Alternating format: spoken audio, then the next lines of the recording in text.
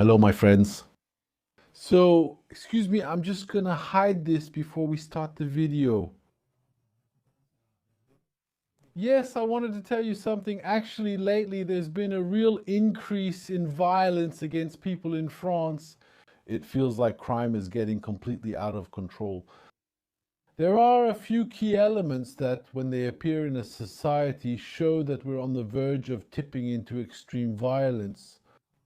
A level of violence that will make us join the ranks of the worst states, for example, in Latin America, with gangs that are capable of anything. So let me tell you, recently, about 10 days ago, the father of a guy who works in crypto was kidnapped. They kidnapped the father to put pressure on the son who works in crypto because they knew he had funds in his portfolio, so they wanted to get it. You have to understand that crypto isn't like cash, because one of the big problems kidnappers have always had is how to get the ransom. With cash or the bank, it's not possible. You can't kidnap someone and ask them to send money by PayPal or send their bank details. It's not possible. The problem has always been the exchange. So with crypto, there's no problem because it's a transaction, it's irreversible. And then it's very hard to track. It goes from wallet to wallet. It ends up somewhere in CZU. And then it's gone, finished, over, vanished. This, of course, encourages criminals to go beyond all limits.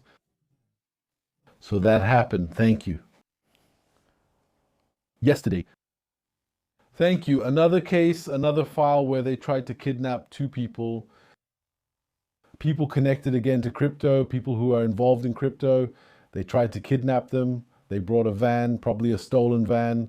Apparently, it was a Chronopost van. So the van was stolen. And then the man and the woman were on the ground, holding on to each other to make themselves heavier so they wouldn't be dragged away, because they reacted the right way. Because if they had been standing or anything else, they would have been pushed, they would have been dragged toward the van. But since they got down on the ground, they held on to each other. Well, the only way to take them to the van was to lift them up. It was to lift them both just as they were and bring them back to the van, and there they didn't have enough manpower. People watched. No one intervened. There was one guy who stepped in. His name is Nabil, I think. He intervened with a fire extinguisher, and he managed to scare off the kidnappers. But today, on top of that, you have people's passivity. That means there's a crime. Everyone is watching. No one gets involved. It's something that's shaping society. Why? Because if you get involved in a crime, you could potentially have charges filed against you. It's the same in France and the United Kingdom. I was talking to someone the other day. He was attacked by a thief armed with a knife. He was attacked by a thief who wanted to take his money and his phone. He managed to overpower the thief. While the police came, they arrested him. They arrested the victim. They said, listen, you can't take the law into your own hands. You assaulted him, all that. But he had a knife. He almost hit me. Yes, but well, there you go. You have to let him be. You have to let him work. And then after that, you call us. Or if you're dead, well, that's that. Your widow will take the necessary steps. She'll file a complaint, and then we'll investigate the case when we have time. I have to say, it's completely irritating. Add to that another element that comes in and adds a slightly sinister layer to this story, which shows that the country is slowly slipping out of control, is the Kardashian case. The Kardashian case is being tried right now. Well, the woman came. Apparently, she was wearing several $1 million worth of jewelry. I understand her because she was attacked in Paris. And then she was taken hostage. Anyway, I don't watch these people. I don't particularly care for them. You know what I think about Hollywood celebrities and the like. But still, it's a woman who was in Paris, the capital of glamour, the capital of fashion, the capital of luxury, who ended up being taken hostage. They stole her jewelry. She thought she was going to die. So, Amazing, because this woman, wherever she appeared, you should have seen her with her amphora-shaped figure. A little bit exaggerated, to be honest, but well, it draws cameras, it draws cameras. There were journalists from all over the world there. Everyone was there taking pictures. And where are those pictures going to end up? In articles, in newspapers, on the internet, on TV channels, mainstream and others. And what will people say?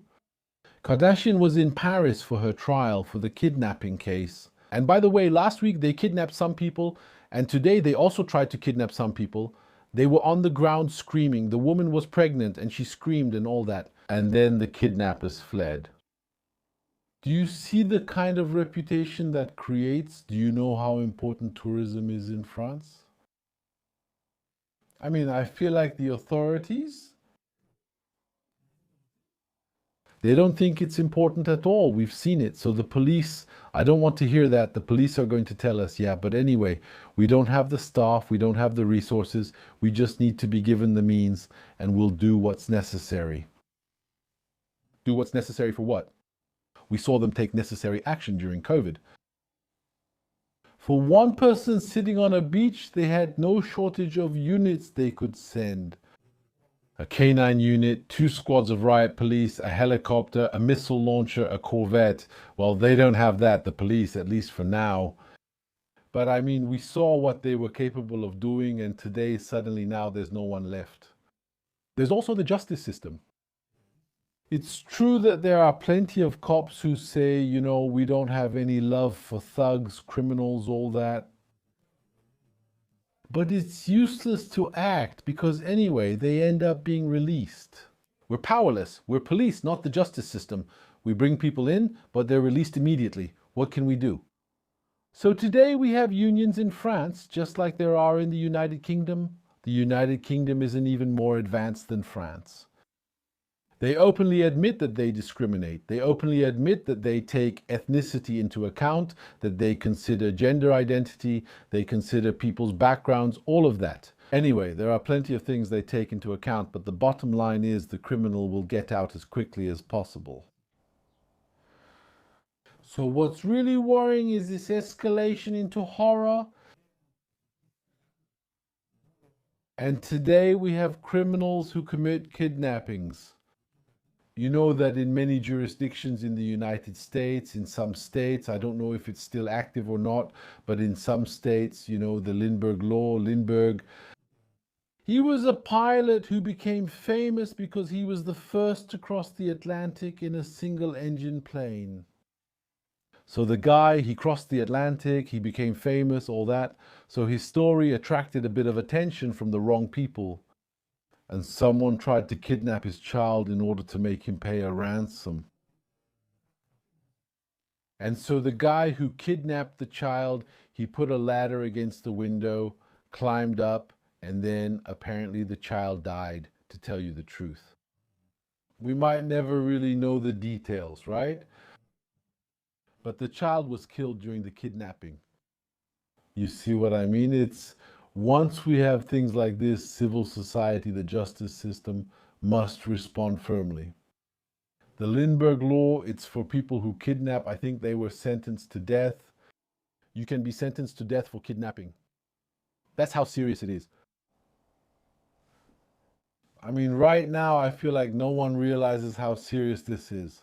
And if nothing is done, France will end up like El Salvador before it was brought under control. Because now El Salvador has recently been brought under control with prisons.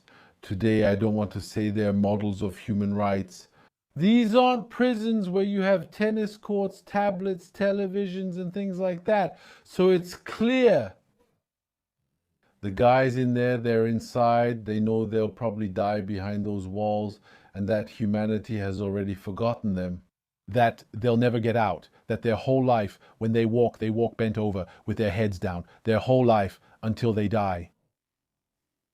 I'm going to say, well, there you go, but what we lose in prisoners' rights, we gain in efficiency. Today, El Salvador is safer than many places in France, for example. There you go. There you go. Anyway, what I'm saying is, if nothing is done, There you go. I'm telling you right now, if nothing is done, France will end up like Latin America. That's all. And not even like the more orderly countries in Latin America, but the countries in Latin America that are least under control and hardest to control. That's it. I'm here just to give that warning. Thank you, my friends, for watching this video up to this point. I just feel like every time we dive into horror and think, that's it, we've reached a level, I mean, you can't go any lower than that. Well, no, there's still more. We'll see you very soon, my friends. See you in another video.